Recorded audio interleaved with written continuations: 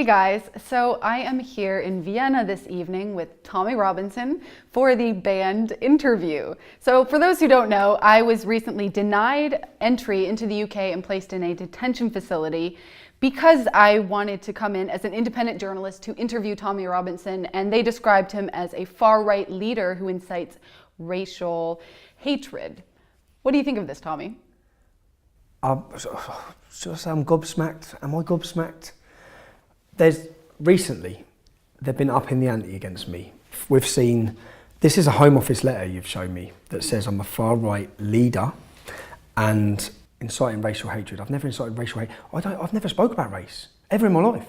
Quite the opposite, actually. I only speak about an ideology. That's it, all the time. So when I read that, but recently, I don't know if you've seen, Mark Rowley, who's the head of counter-terrorism, he's come out and he's compared me to Anjem Choudary. He said, we are the same. And Anjem Choudary tread the line, but he slipped up and got put in jail for a long time for terrorism. Mm-hmm. Tommy Robinson's doing the same thing. That's what he said to the public.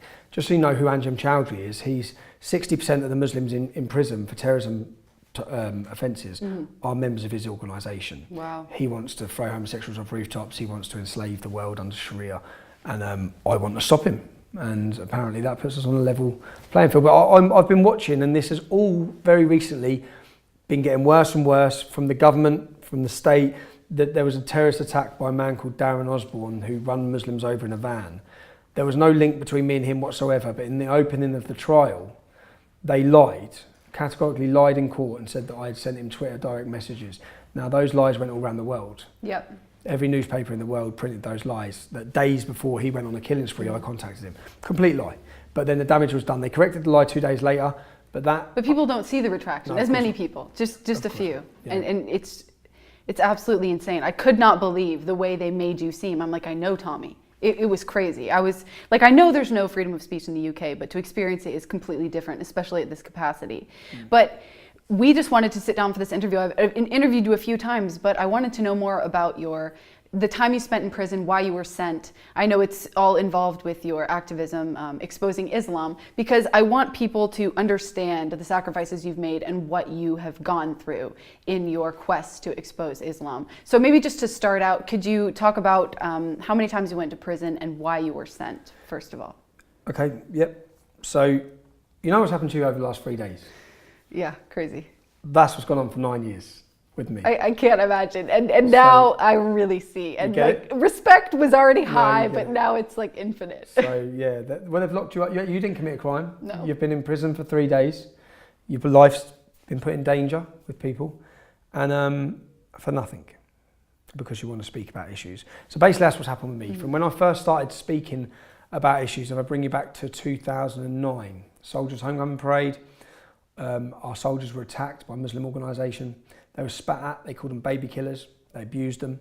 And I started a reactionary organisation to that, called it the United People of Luton, which then come into the English Defence League.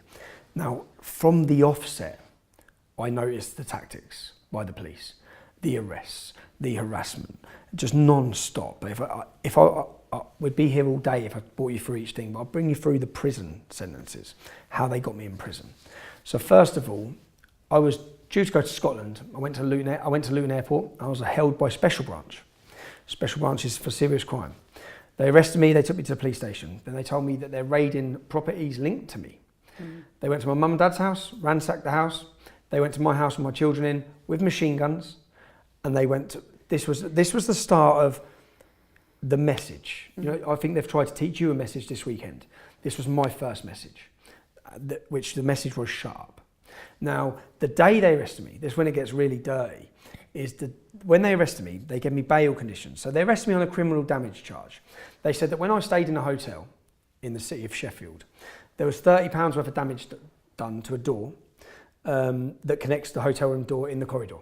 And I fitted the description of the person that done it. And I'm like, that's really why I'm here. Yeah. I'm here for a £30 criminal damage on a hotel door. You've raided my house and my mother's house. And all of this came out. And when it come to bailing me, they gave me bail conditions for 3 weeks. And when they bailed me, the bail conditions were to not contact the English Defence League, not send emails. Okay? My bail date was perfect. I was due to be speaking in the very early days of the English Defence League. You may have heard of the grooming scandal Yes. where the Muslim men have been gang raping young English children. Well, at this time, no one was talking about it, and it was still a secret. And the police had managed to conspire to keep it silent and hidden for 30 years. Then comes along our organisation, where we're screaming it on the streets. We're holding banners and placards saying you're raping our kids. We're giving speeches. So I was due to speak in Yorkshire, where Rotherham is, in the same area. And I was due to give a speech on this exact thing. So when they arrested me, my bail conditions were not to enter that town, and the date I had to answer bail was at the exact time of the demonstration I had planned. This was all politically motivated. This whole fabricated case, I actually put in, through the IPPC, which is the Independent Police Complaints Commission, I put in a complaint asking how they got warrants, how they got this. And it took me 2 years to get the results, but the results of this actually come out, that they accepted everything. They accepted that it was politically motivated. They accepted that they sent police officers on training courses. They accepted they should never have raided my house or my home, but that didn't matter, okay? Because the reason to do it was to prevent me talking about grooming, to prevent me exposing what's happening. So that was the start of a continued campaign. 3 months later, I'm in the same property. The door comes in again. 6 o'clock in the morning. I'm like, what now? And when I said to the police officer, okay, you're doing your job. And he said, I'm sorry, Stephen. I said, what do you mean you're sorry? Just do your job. He said, we're here to arrest your wife. I said, you're going to arrest my wife? Exactly what they've just done now. What I believe they've done to you this weekend was to teach your partner, Martin, a lesson and to intimidate him. And they arrested my wife, who was 6 months pregnant. I said, you're taking my wife, she's 6 months pregnant. What are you taking us on? And they arrested me and her on tax irregularities. You're America's IRS. Yep. We're arresting you on tax irregularities, which this wasn't the tax man, this was the police. They then arrested me at that point, and they arrested my wife, and then they bailed us on charges of money laundering and tax evasion. We were bailed, and we had to answer bail every 6 weeks for 3 years. So we had to keep going back and answering bail. My wife had to sit an 8-hour interview 4 times. Yeah, she come out each time like a broken woman. Now, all of this was the start of a case against me where they charged me with mortgage fraud in the end. They went through, basically, what they done is they went through every single member of my family, and they went back 10 years, and they got court summonses behind our backs without us knowing to get all the bank accounts and all the statements and everything to do with businesses and money and finance. And they just dissected and went through every member of my family. They done my mum and dad's. They were trying to arrest my mum and dad. They done my mum and dad, my wife, me, and all of this was to get me in a position in the end, which is what worked. Because in the end, I stood trial for this offence. I stood trial for tax evasion, and I got a not guilty within 30 minutes, literally straight away, because I'd given no comment interview the whole way through. And when we got into court and I produced everything and explained everything, I was walked out of court. So then, but I knew this was never about, they arrested my wife, arrested my other family members, they arrested multiple family members. And I told them at the time, and I don't know, the pressure that it brings to have family members crying, your mum begging you, your family begging you, stop, stop, stop, stop, can you see what this is doing here? That's why they're doing it. Exactly, that's the thing. They know that no matter what they do to you, you're not gonna stop. They know, and then they realize, okay, so you're not vulnerable, let's go after who you love. And then that hurts you, and it makes it a million times harder. They put me on a financial restraining order. They froze my assets. They closed my companies. At the start of the English Defence League, I owned 7 properties and I had 2 successful businesses. I think my plumbing business turned over £400,000 that year. So we were successful. They froze everything. They closed everything. They used laws that were introduced by the Labour government to deal with terrorists to deal with me, because I was exposing and talking about crimes from the Islamic community. So they'd done that. They seized my assets, and then they put me under an order. I was only allowed to spend £250 a week. And if I spent over that, I'm in contempt of court. I'm contempt of my court order, and I'll go to prison, which was the most difficult thing to try and live with, because I'd always worked, I'd always had ambition, and always had my next focus on what I'm doing. And here I am, frozen, assets frozen, can't work, can't do anything. To be honest, they created me, because if they hadn't frozen my assets and hadn't done all this to my family, then I never would have been able to continue doing it, because I had so much to lose. Right. But once they took everything and they put me in that position, and then with my wife, so I've gone to court, I've got a not guilty. That night I've got a not guilty, in court, as soon as I got a not guilty in court, they stood up and said my wife's name, will stand trial in 2 weeks. They give a date for my wife to stand trial. I then had to go home and sit down with my wife and say, you're in court in 2 weeks. They're trying you for tax. Now, I live a life, a separate life. Anyone who doesn't know, I live a separate life to my wife and my kids. So if we travel somewhere in the car, I'll make them go in one car, I go in another car. If I don't walk the streets because I have people who want to kill me. I've managed all these years on that there's no image of my wife online, which is quite hard in modern day. Absolutely. There's no images or pictures of her anywhere, right? And I've managed to do that.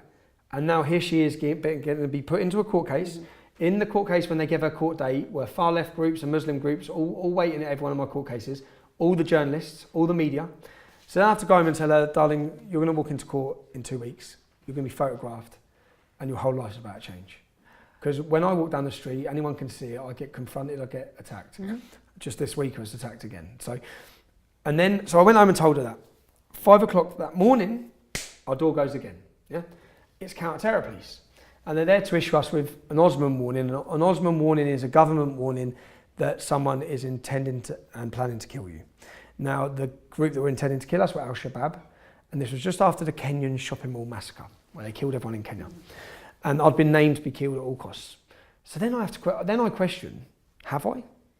This is all part of a game, all part of a mind game, where all of this is the pressure building. My wife's scared, now the terrorists want to get us. All of this is going on. When I get to court, because I'm in court again the next week, I'm in court facing a mortgage fraud trial. There's no evidence on me. The case what they actually got me on, in the end, it was nothing to do with, I had 7 mortgages, they were all legit. My brother-in-law, my wife's little brother had a mortgage. I lent him a deposit for his first house. And he lied about how much he earned on his mortgage form. He bought his property, he sold the property a year later. This was all 6 years before. It's just the little legalities they managed to bring us into court. I then sit down in court and I'm told that if I plead guilty to the charges I face, then they drop my wife's charge, they drop my friend's charge, they drop my cousin's charge, they drop all of their charges. So then I'm faced with a situation where I get 5 years in, so I say, how long do I get now? And the solicitor said 5 years. I go outside, and funny enough, I documented all this. I've got all of this. I went outside and around my wife and said, I'm going to get 5 years, but you don't have to go to court. She absolutely broke down because she knew I haven't done the crime that they're trying to put me in jail for.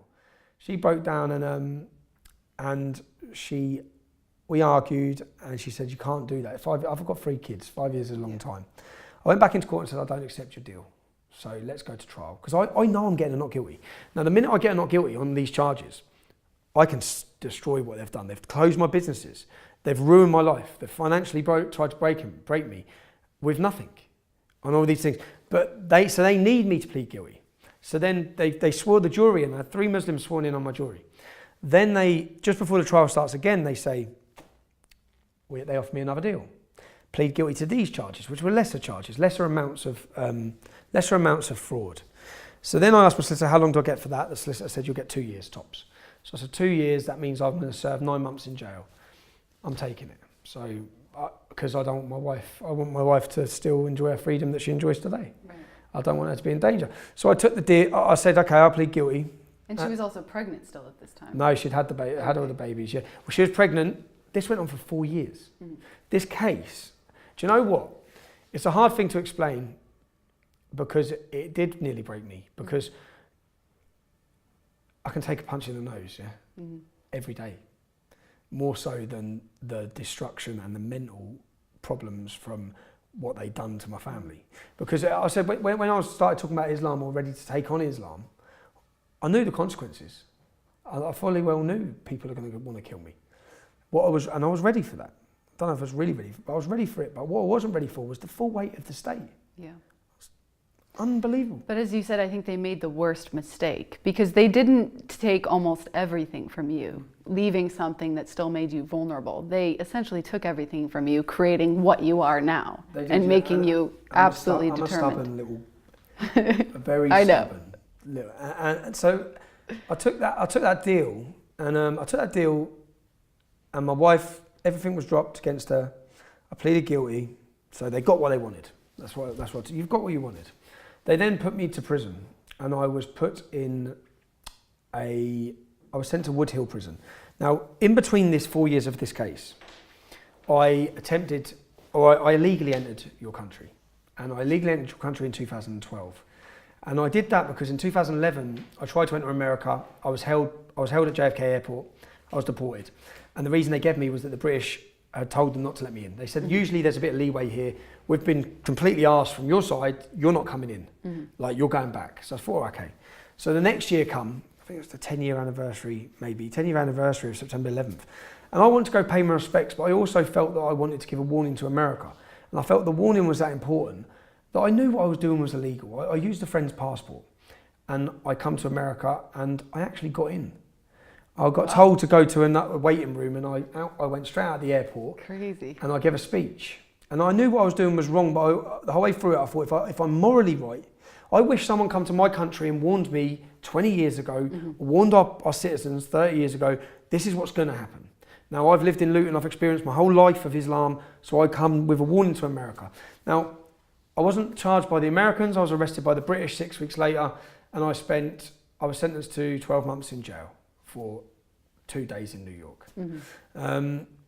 On those 12 months, I spent 22 weeks in solitary confinement. Which I can't even imagine how that affected you mentally. No, you're only allowed to do 28 days on solitary confinement for mental They health switched issues. you. What they did is every 28 days, they moved me from one basement of a prison to another basement of a prison to another basement. I went around 5 different prisons. And to be honest though, I was safe because I didn't see anyone. I mean, I didn't see anyone. I wasn't allowed to work, I wasn't allowed to go to church, I wasn't allowed to do anything. Every single right that every other prisoner has was taken away, and they used the excuse that I would be killed, which, fair enough, I probably would have been. But I was safe. So years on, I plead guilty to this charge, and I go back into the prison system, and I'm thinking, well, you know, my profile has risen. More people want to kill me than ever. I'll probably be locked away on my own again. And I wasn't. And I was sent to the maximum security prison called Wood Hill Prison, which houses some of the country's worst terrorists. And this prison, my prison sentence, what I pleaded guilty for was that a form was filled out wrong on my brother-in-law's mortgage form. No one lost no money, no one got hurt. For that sort of offence, you go to a Category D prison in Britain, where you go home at weekends and your family can come in and see you. I went to a maximum security ACAT prison with terrorists, and almost instantly my door knocked, and a prison officer, we call them screws, a prison officer said, when they come to get you, do not leave this cell, your life depends on it. And straight away I was like, oh no, what now? And he's gone and he's come back, and when he's come back with 2 other prison staff. And he said, come on, Lennon, you're going on B wing. And I said, I ain't going anywhere. And he stepped in. He said, if you don't go, I'm going to arrest you. He was giving me a wow. I said, arrest me then. So he arrested me, and then because he arrested me, he took me to a punishment block. In that punishment block, I have to see the governor before I'm allowed anywhere else. So he arrested me, so then he's made me safe. He's come to see me later and said, do you know where they were taking you? I said, where? He said, on B wing, there's 5 Muslims. 6 months before this, 5 Muslims were caught in a car with IEDs, guns and bombs and suicide notes on the way to kill me. Yeah? They got 30 years in prison. I sat in their court case and watched as they all got sentenced to 30 years. Here I was being given to them in a prison system. And he said the woman, I looked at the governor's woman, the woman who made the decisions. I said, how can this be made? How can Exactly. There's duty of care for your safety in the prison system. They have a duty of care. How can this happen? He said, well, he gave me the lady's name. Her name was Rachel. I wrote her name in my book. And he said, she'll be done for mandatory manslaughter, but you'll be dead. And I said, okay. So the next day I'm waiting to see the governor. My solicitor comes to see me. I go and meet my solicitor. I come back after the meeting with my solicitor, and there's a waiting room similar size to this. And the door opens. And as I go to walk in the room, I see beards. Because our prison system, so Americans understand, because it's going to happen to your prisons as well, if it's not already happening. Yours are racially divided, it's going to become religious. Yeah? Every prison, our prisons, like this prison, is basically an ISIS training camp. All the English men, all the black men, everyone is converting to Islam. The beard is your sign of superiority and your sign of protection, you're part of that gang. Now, I've seen the beards, so I haven't even bothered to sit down. I've stood with my back against the wall. I've waited to hear the door lock. They locked the door, and then it's just, that's where I lost my teeth. Yeah, you have fake teeth. Yeah, so thanks guys. Got some nice teeth out of it.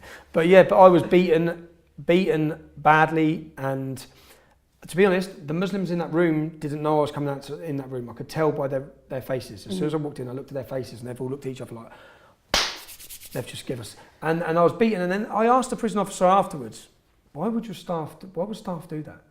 And because I felt like a lot of the staff sympathised with me. And he said that what you have to understand is many of these Muslims in this prison, like I was only doing 18, what did I get? 18 months in prison. I was only doing 18 months. These men are doing 44 years. Now, for them, they will hurt the prison officer. They will hurt the prison officer if they don't do it. So they run the prison. So that happened, and then from this sentence, and it wasn't just this sentence then, so I went through that sentence. So basically I had to fight my way through in many situations, and then I've come out of custody from this prison sentence. And then I've sat down with probation. We have a thing called probation where I have to sit with them once a week. And I've sat down with probation, but just 2 months before the end of that prison sentence, I had a visit. And I got told it was my lawyers. And when I went there was 2 men who were younger than me sitting there. And they said, can we chat to you?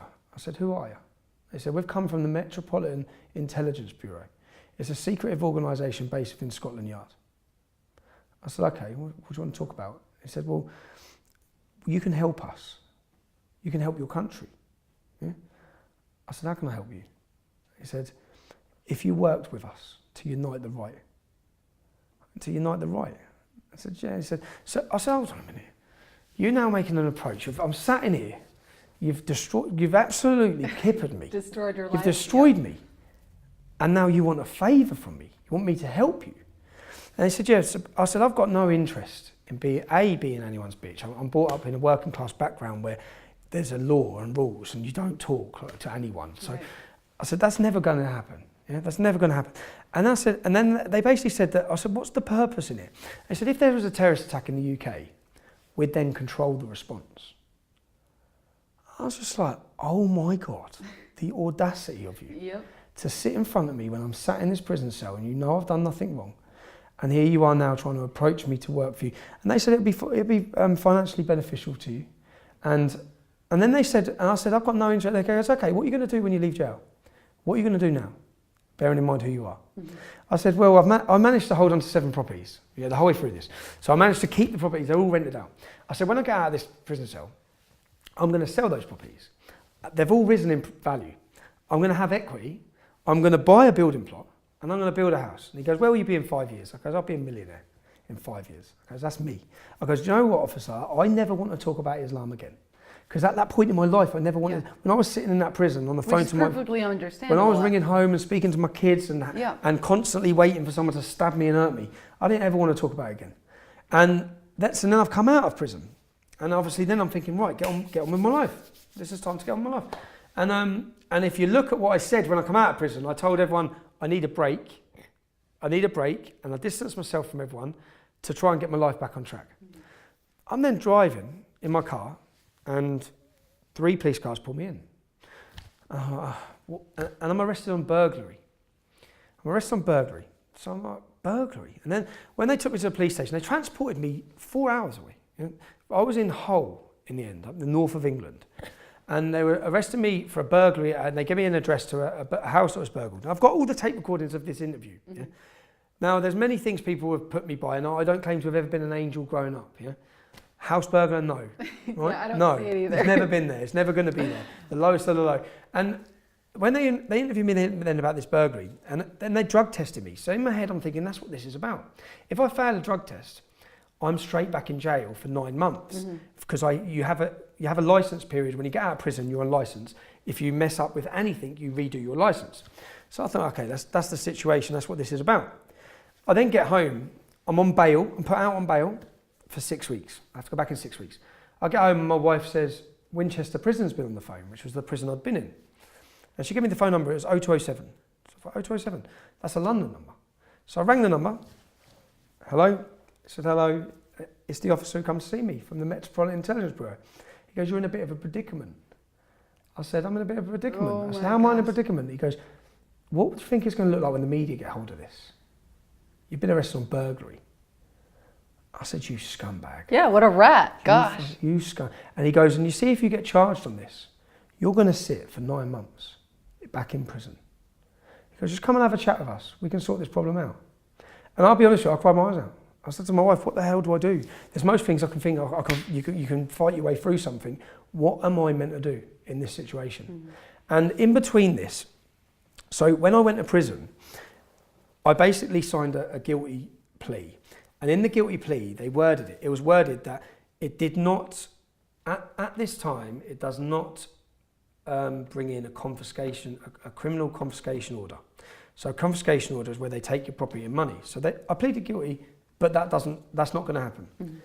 When I got out of jail, I kept ringing my solicitor saying, why can't I access the banks? Why can't I do anything? Yeah? She said, we'll wait for the stuff back from the police. Then my solicitor received a letter saying, £365,000 I've got to pay, or I'm doing 5 years in jail. I'm saying, well, how can they do that? I pleaded guilty that they couldn't do that. The wording on the thing I pleaded guilty was at this time. They're then saying, it's not at this time. It's past that time. So we're taking that. So then I get a contact again from the MIB. You're going to have to pay £365,000. We can make that go away. I said, I ended up going to court and fighting it, and the judge ruled against them. But the judge ordered me to pay £125,000 to the police for a crime that I had no financial gain in at all. In fact, I've just been in court 2 weeks ago on this, and the judge and everyone, I've got it all in black and white, I'll give you the documentation. They've all accepted that everything that happened in this case was illegal, okay? But I'm out of time to appeal. So everything they've done at this moment was completely criminal. Yeah? And I've got it in black and white from the defence, the prosecution, and the judge, that what they've done. But what they were doing was putting me in a position then to take my money where they think I have to work with them. Now, this is the dark side of the state. Yeah. And if they're doing this to me at the time, I remember thinking, how many Muslims are they doing this to? How Probably many? None. No, because every single time we have a terrorist attack, we find out that our security services have been involved with them. And then I started thinking about high-profile Muslims, and I started questioning everything about what they're up to in the system. But I've then sat down with probation. So I've gone to court. I've been ordered to pay £125,000. I've come out of court. My phone rings again. We can make it that you only have to pay £1 a month. You'll never have to pay it. Come have a chat with us. So you don't get this, do you? This is never going to happen. Okay, leave me alone. They were just trying to blackmail you. Yeah, blackmail you. And I said, I'll pay the money. So then I sit down with my probation officer and I tell her, I'm talking at Oxford University. I'm going to give a speech at Oxford University. I said, okay. And I have to tell her everything because I'm on licence. What are you going to talk about? I said, the Metropolitan Intelligence Bureau and the blackmailing of me and the persecution of me and what you've done from start to finish as a system to me. And I'm going to reveal it all at the most prestigious university in the world. And all the evidence I've got on it, because I had the letters from the courts, I had it. I'm going to put it all together in such a speech about what's happening, because people need to understand the future thinkers of our society at Oxford University need to know how dirty this society is. And then, so I've explained that to her. And then they've called me back in. So I'm due to give the speech, say, in a week, yeah? And then someone's tweeted me saying they're going to rape my mother. This is one of the tweets I receive. I receive them all the time. Yeah. I replied back. They said they're in Luton looking for me. I replied back saying, don't need to look for me, I'll meet you. Yeah? I've then gone to see my probation officer and I've been arrested. And they've used the fact that I told someone to meet me and they've recalled me to prison. So I said, you're sending me to prison? And I'm terrified, yeah, going into the prison system, because I know it's like my life. Naturally, there are so many Muslims in I'm there, dead. and they all know who you are. I'm dead, yeah. Yeah. It's not a game, I'm dead. So when I'm there, the two police officers are there, and my mum's come up. There's two police officers there, and I said, listen, there's only one prison I've been safe in, and that was Winchester Prison. And the reason for that is the demographic community in that area of Britain, there's not many Muslims. So it's a local prison where local people go. So there I was relatively safe. The only place I could probably be safe in the UK. So they said they're taking me to Bedford Prison. But I said, Bedford Prison is Luton's catchment area. It's got every Muslim gang in Luton in there. I'm going to be killed. And they said, no, everything's already sorted. I said, okay, cool, everything's sorted. They took me straight to Bedford Prison. And then when I got into reception of Bedford Prison, it's a small world, because I looked at the man there and I said, have you got a brother?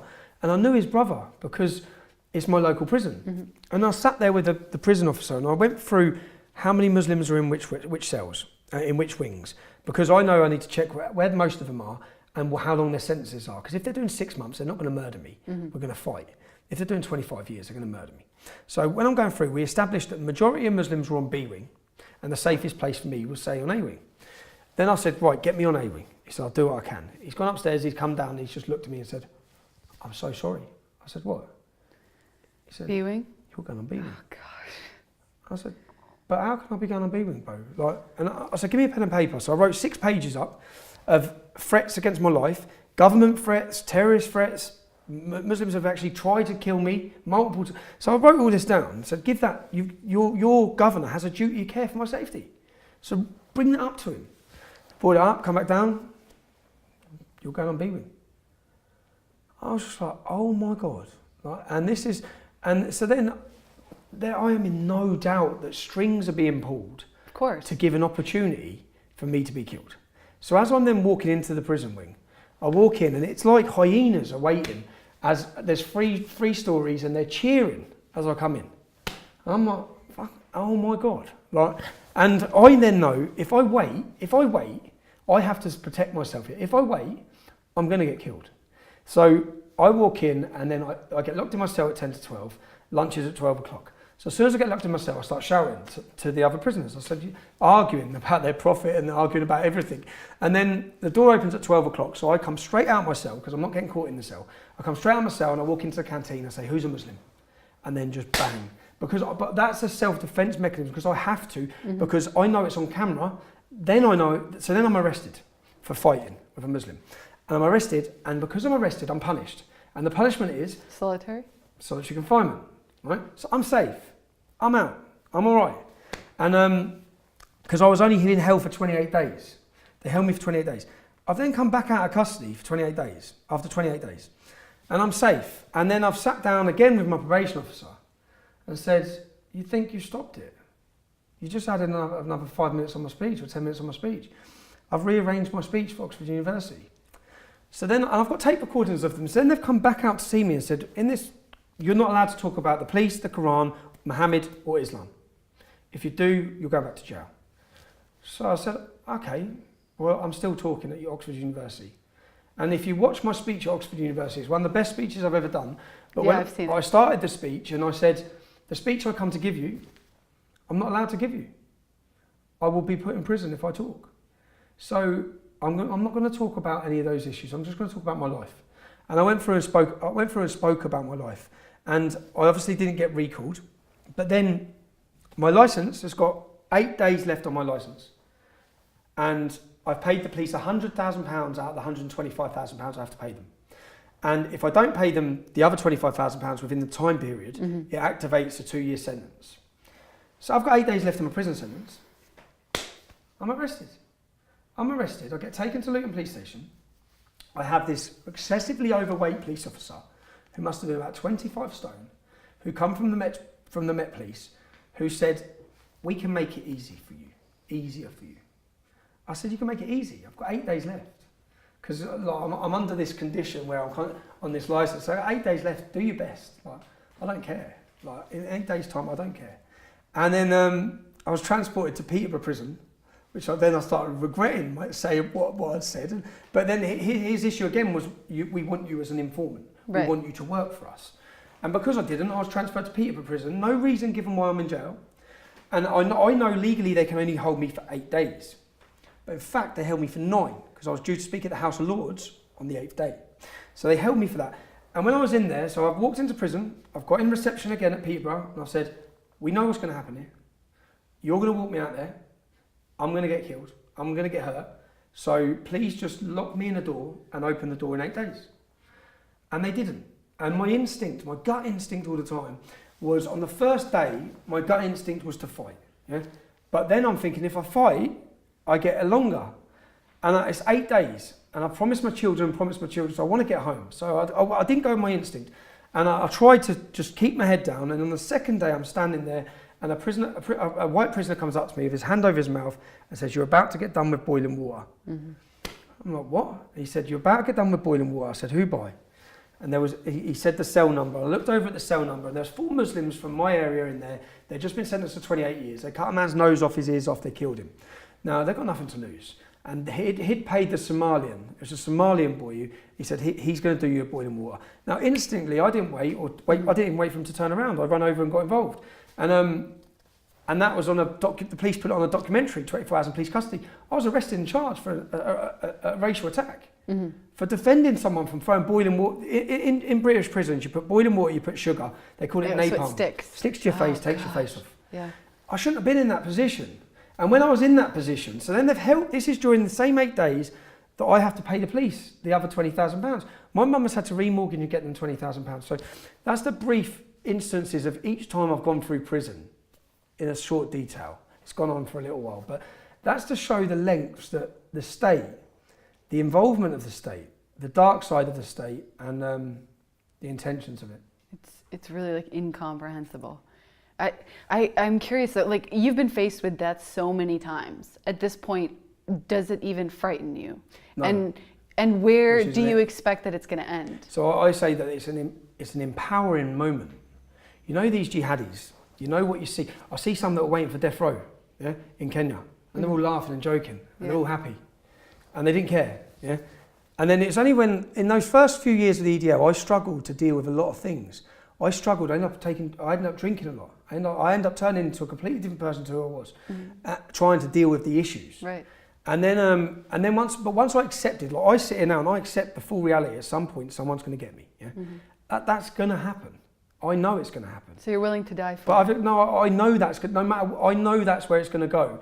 But once I've accepted that, I'm not scared of that. So I walk around, and the Muslims in my hometown must think the brazen neck on this kid, because I just walk around with my head held high and thinking. And I started wearing a bulletproof vest, and I thought, I'm not wearing a bulletproof vest. I'm not hiding. I'm just going to live my life the way I want to live my life, because I'm going to enjoy my life, and I'm going to know that. And even when I come out of jail, I wrote a book. And that book was mainly wrote for my kids, because I want to tell them this is what's going on, so that you don't pick up the media and Google my name and listen to anything that they say on there, because that's not the reality of the situation that we was in. So yeah, I'm aware of that, and I thought also when I wrote my book that it would maybe lessen the police's attack, and I thought it would expose them and they might start taking a back seat, but it's gone full the other way. Wow. They haven't stopped. So I could write another. It's just gone. Do you think you could be arrested again, and possibly in the future? I think they're building me up now, currently, which is very worrying. My mum's. It's worrying for my whole family, because when I see the head of counter-terrorism on national TV bringing my name up alongside one of the country's worst jihadi terrorists and putting us as the same. And then I see them involve me in a court case that had nothing to do with me. And then I read your Home Office letter, which clearly, that's my government. And what they say is I'm a far-right extremist leader who incites racial hatred. Not letting me into the country simply because I want to interview you. Oh, they're going to take me out. They're going to remove me from this. But I got to say, Tommy, at this point you have so much support that it would be one hell of a battle. People will not, at this point, let something like that happen to you without a fight. So whether they're building, I think that they're building up to remove social media. Yeah. So they put my name in as Twitter direct messages. There was none in this terrorism case. They opened the terrorist case, one of the biggest terrorist cases in our country. They opened it up with Tommy Robinson Twitter direct messages. Now I think that was to build up so that I can be removed from Twitter, removed from Facebook, removed from YouTube. So I now know that in the next 12 months, I have to build and become the biggest media channel, which is what I want to do, the biggest alternative media channel there is in Europe, giving people the truth so that it's too hard to stop. Like Alex Jones now, they're probably, if they wish they stopped him years ago with his info. So he's got that big, they can't. Yeah. Kind of on that note, you've recently gone independent. You no longer work for Rebel. I'm so excited you've gone independent. You're going to be way more effective, way bigger. So what's next then? That's what's next. What's next is, with the help of my friends and my team that I'm working with, we want to destroy the mainstream media. We want to be the voice. People know we're in it for the right reasons. They know we bring them the truth. They know there's no agenda. There's no big money behind us. We're out there doing it every day to bring people the facts.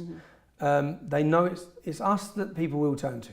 It's us across Europe that people will turn to hear the truth. When there's a terrorist attack, every time there's a terrorist attack, my name trends in everything. Yeah. And that's because people are searching for the truth. We want to be that voice, and I'll sit here confidently and say that within the next 12 months we'll be the biggest alternative news network there's been. And I can't wait for Neither it. can I. Yeah. Neither can I. I have to stay thank around you to do it. really so much for doing this interview, because there are a lot of details I've never heard before. I don't know if you've spoken about them in interviews, but it is just very revealing, everything you've gone through. And I think if people really understand how much you've sacrificed, you'll get way more support. You already have a lot, but people need to realize they need to support you, because the amount that you go through, it's not easy. No, it's not for my wife and my mum. Yeah. You know, it's what I like from this is that they tried to ban you coming into my country to interview me. This is going to get far more reach now. Mm-hmm. And I have to say that what you've been through, I can't even hold a candle to it. No. You know, but also hearing that gives me that much more motivation, because I've hardly experienced anything. No, but I haven't either. That's the other point I'll make. Is that we have people who are serving on our armed forces for a mere £20,000 a year who are getting shot at. Yeah, my brother's in the military. They're having their legs blown off. So in reality, I'm not getting shot at every day. I haven't got a risk of walking out that door and having my leg blown off instantly, which many people walk out every day.